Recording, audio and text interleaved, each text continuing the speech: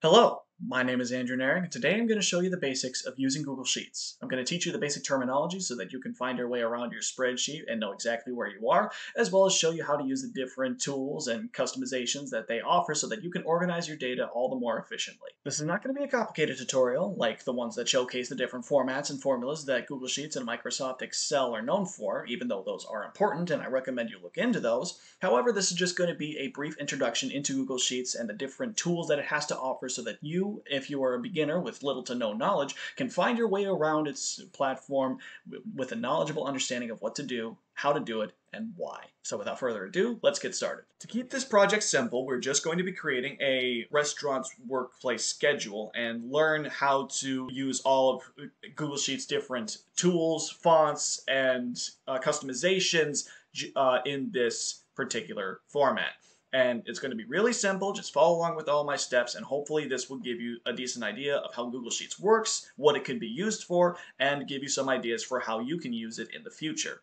The first thing that you want to do is to create a Google account. That is pretty obvious. And you either can access Google Sheets through Google Drive, or you can type in sheets.google.com, or you can access it from Google Docs. This will be the first menu that pops up. A few different things that you can see are the templates that they offer up here. You can view a template gallery of a few different pre-made templates that they offer to help you streamline your work depending on your project. I will not be using these. We'll just be creating a new spreadsheet in blank in just a second. And you can manage your accounts by clicking your account head right here, as well as find different tools or different sites from the 9 buttons right up here in the corner. So we'll be creating a new spreadsheet by clicking the blank plus sign right here. And you may be asking yourself, what exactly is a spreadsheet? What is a sheet? Well, think of a spreadsheet as a book, and think of the sheets as different pages within the book. And you will be creating a new spreadsheet for different projects that you will be working on, and you need to create a variety of different pieces of data or records, all while working on the same project. Then you will be creating a new spreadsheet for that project, and you can create new sheets down here and access them all from right here. You can add new sheets by clicking this plus sign, and you can rename your sheets to whatever you please. This is the sheet we'll be working with, sheet 1, so I'm just going to label it the dates that I'll be working with. And just so that I and everyone else knows what exactly the spreadsheet will be used for, I can rename the spreadsheets up here. As you can see, the first thing that you see within the spreadsheet are a variety of rectangles with a bunch of letters and numbers on the side. Now, these rectangles are all called cells. You can upload different pieces of data within each cell, and the way how you can sort your cells, or the way that you can sort your data within each cell, is by using these letters and these numbers on the side as coordinates. Think of them like a game of Battleship. You want to find something that's in C5, you go over to C5, and you can find it right here. Or alternatively, in this corner, you can type in whatever cell name you want. So let's go to H6. It'll take us automatically to H6. This alphabet at the top is called columns because they go from up to down. Think of them as like support beams for the entire spreadsheet. And these numbers on the side here are called rows because they have an entire row going to the side. So columns up to down, vertical, rows, horizontal. And remember when I told you that if we fill in one piece of information right here and we use this little dot to scroll all the way down or to the side, that it starts filling in those cells with the exact same piece of data? Well, there are certain pieces of information that we can fill in that is an automatic sequence that is just programmed into Google Sheets, like days of the week. If we fill in Monday in B2, and we stretch it across 6 other cells all the way over to H, it will automatically fill in Tuesday, Wednesday, Thursday, Friday, Saturday, Sunday, because it's a sequence that everyone knows and understands. Now, this is pretty useful, but it can also get kind of tricky to get a handle of if you fill in the information wrong and you only want there to be Monday, Monday, Monday, Monday. So you got to be careful with that. And because I don't want the names to pop up in row A right here because of this stupid pop-up from Loom, one thing that we can do is scroll over all this information and move it to the side. There should be a little hand that pops up if you scroll near the edges of your selection. You click, hold, and then you can drag it over one more, or you could drag it down two more, or you could drag it wherever you want on the spreadsheet. But for now, I'm just going to keep it in row 2. And now I'm going to fill in all the names off screen in column B. So I'll be right back. And as you can see, I uploaded all the names right here. But it is not sorted in the way that I want to. I have, in this other sheet, I have staff heads, I have cooks, bartenders, servers, and they're all listed from A to Z. So what if I wanted to sort this in order of A to Z right here? Well, one way that we could do that is we can click this entire column, right-click it, and create a filter.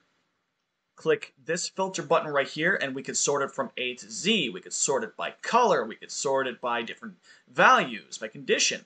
But another way that we can do that, just to keep things simpler, is we can just highlight all of these, right-click it, and then create a filter, and then sort it A to Z, so that it doesn't filter out the entire column B, but rather just this certain selection. And the way how we get rid of this filter is just by right-clicking on the base cell, and then remove filter. And it should be just back to normal.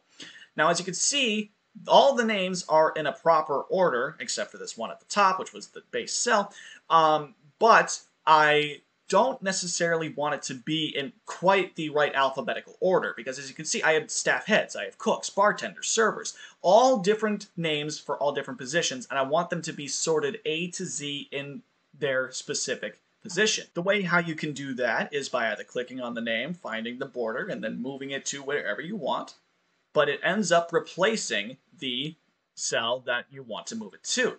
So one way that we can do this without any damage is by clicking the row or the column that is in the place that you want, clicking this, click again, move it to the place where you want to move it.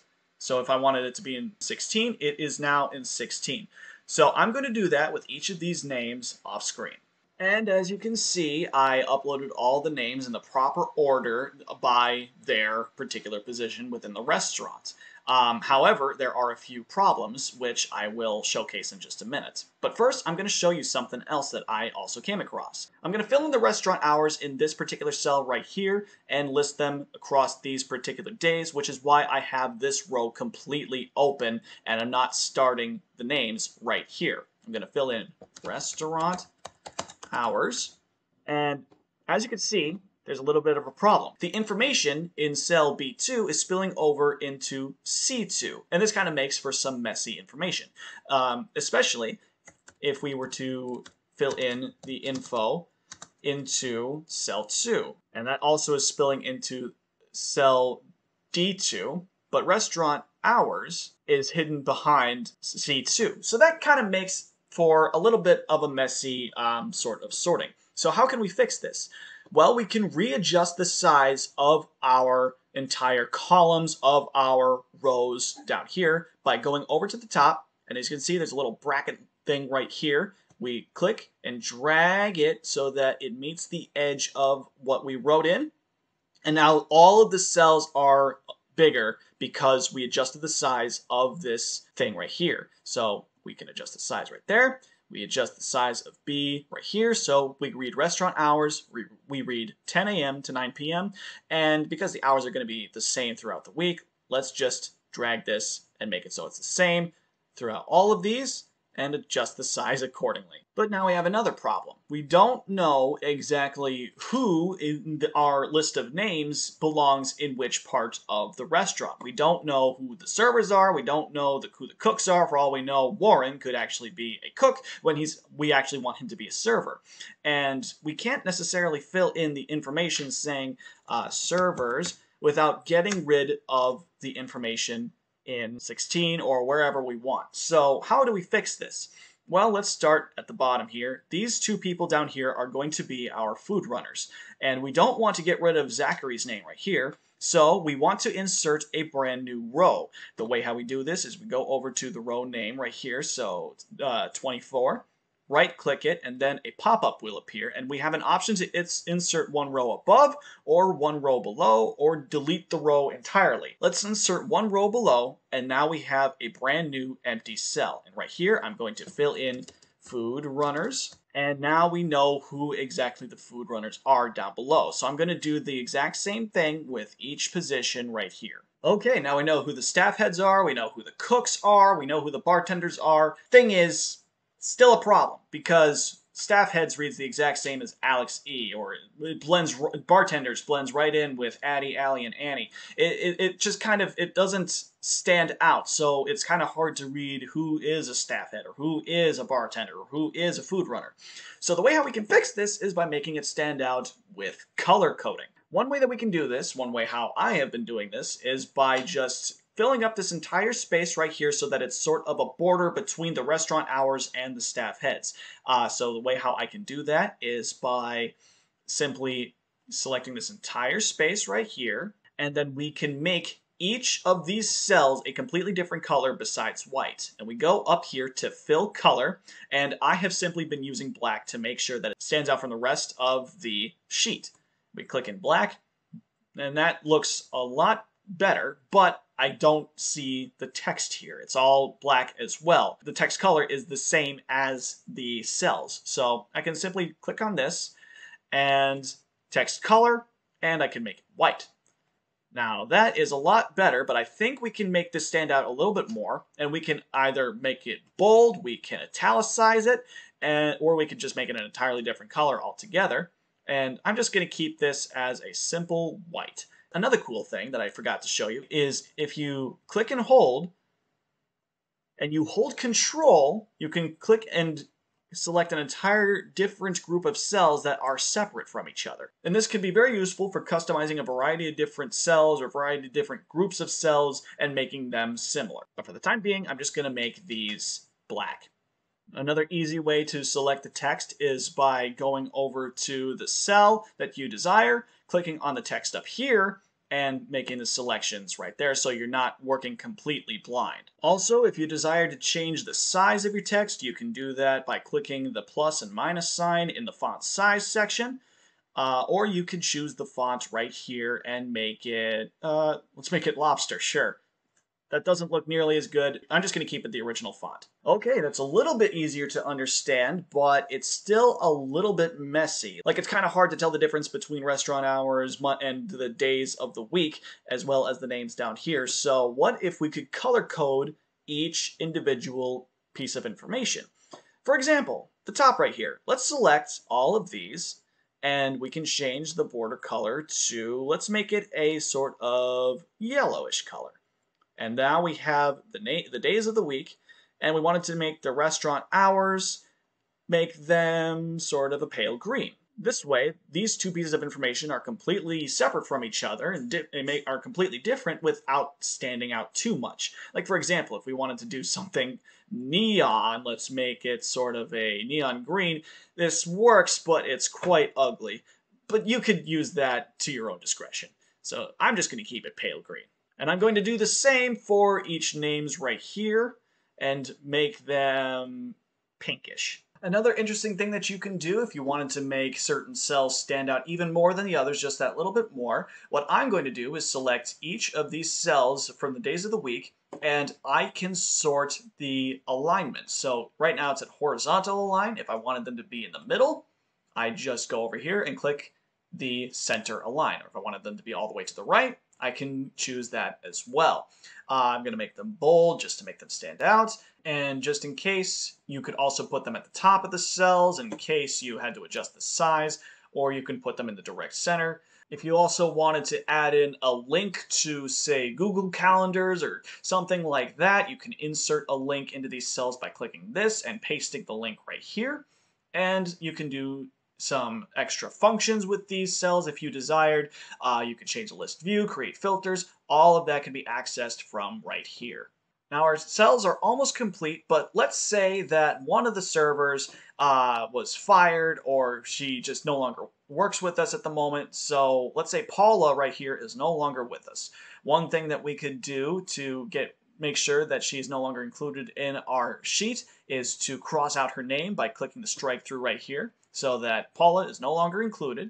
And if you wanted to make sure that the entire row has a strike through of information, so let's just, for a hypothetical example, let's fill in this entire row right here.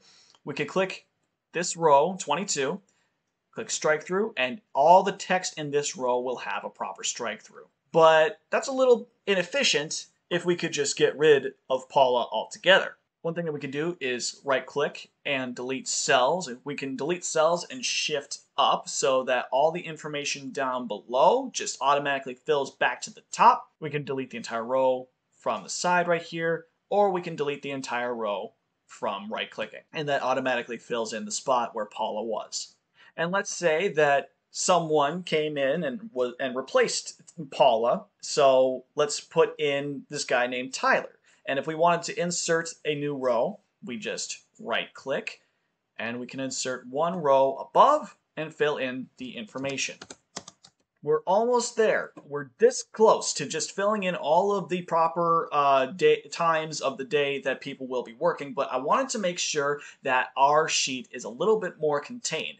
All the information looks like it would spill out from here over to J, which we won't be working with because we'll just be working within the days of the week, and I want to create some borders. If we wanted to select this one cell right here and put some borders on it, we have a few different options. We click Borders, and we can either do outer borders so that it only fills in the outer borders right here, left borders so that it only puts a border on the left side of this cell, right borders, bottom borders, etc. And in case we did a group of cells, we also have inner borders, where we only put borders on the insides of these cells, but not on the outside. And if we wanted borders only on the outside, we'd do outer borders. And if we wanted to do borders in all of these lines right here, we click all borders. And in case we wanted to remove them, clear borders. We could also change the type of border, like if we wanted it to be thick borders, or we wanted it to be dashed, or if we wanted them to be different colors, like blue, or if we wanted them to be red. We have that option here before us. Let's make it so that these borders, the days of the week, are a little bit different than the ones below in the restaurant hours. And so the way we can do that is we have a little bit of customization available to us. But let's do all borders, and then we can click the border style. Let's make them thick, and let's make them golden. And if we wanted to do restaurant hours a little bit differently, let's make them all borders, and let's make them deeper green, and let's make them a little bit skinnier. And if we wanted to make sure that all these were contained properly, let's click this. Now all the information looks properly contained. And just for good measure, I'm going to make it so that the times of the week also have a different color to them, just so they make them stand out a little bit more. Now all there is left to do is just to fill in the times. And there you have it. The sheet for this week is created. And in case you don't want to do all this work all over again, some things that you can do is to add sheets, and then you can copy this entire formula, pressing Control-C, go over to Sheet 2, selecting all this, and then it's all right here, but you have to readjust the sizes accordingly. Or alternatively, you can duplicate, and it will create a brand new sheet within your mock restaurant schedule spreadsheet with the exact same week as last week, and then you can edit the dates accordingly. Or you could copy to existing spreadsheets and then have it be within mock restaurant spreadsheet right here. The easiest one of these is probably the duplicate option right here. And there you have it. That's pretty much everything that you need to know in order to get started with Google Sheets. But note that I only said get started. As I mentioned previously, Google Sheets, and in the same vein, Microsoft Excel, offer a variety of different formats and formulas that can help you streamline your workflow as efficiently as possible, and help you to create and edit mass-scale spreadsheets and sheets in a more comprehensive fashion, and offer you tools that automate and calculate your data and your tasks effectively. However, as I mentioned, this is not what this video is for. This is just a beginner's basics to help you get started with Google Sheets, and this is not going to be really covering that world because I, in fact, am still learning a little bit more about that world. However, if you want me to create a tutorial of different formats and formulas that are commonly used with Google Sheets and Microsoft Excel, and you want me to cover those in a separate video, just leave a comment saying so, and I'll get on that right away. Thank you so much for your time, and I hope you have a good rest of your day.